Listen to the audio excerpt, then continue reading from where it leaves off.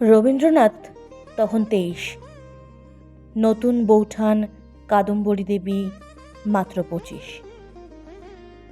1884 সালের 19শে এপ্রিল আফিম খেলেন নতুন বৌঠান, আত্মহত্যার চেষ্টায় মারা গেলেন ঠিক 2 দিন পরে।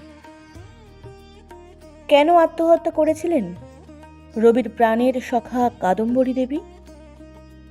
কেন প্রবল প্রতাপ বাবামশাই দেবেন্দ্রনাথের আদেশে আত্মহত্যার সব প্রমাণ পুড়িয়ে ফেলা হলো? ঘুষ দিয়ে বন্ধ করা হলো সকলের মুখ? কাদম্বরী কি লেখেননি কোনো সুইসাইড নোট? নাকি লিখেছিলেন যা পুড়িয়ে ফেলা হয়? সেই সুইসাইড নোটে কি সত্যি কিছু অস্বাভাবিকতা ছিল? লুকিয়েছিল গোপন গহন ব্যথা?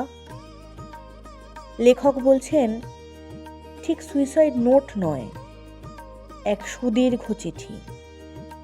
চিঠির সর্বাঙ্গ ঝলসে গেছে আগুনে। ঝলসানো চিঠিটাকে কে বাঁচিয়েছিলেন আগুন থেকে? রবীন্দ্রনাথ? চলুন পাঠক, আমরা ফিরে যাই 127 বছর পূর্বে সেই রহস্যাবৃত সময়ে। চিঠি নয়, এ এক হতভাগ্য তরুণীর বেদনা বিধুর উপাখ্যান।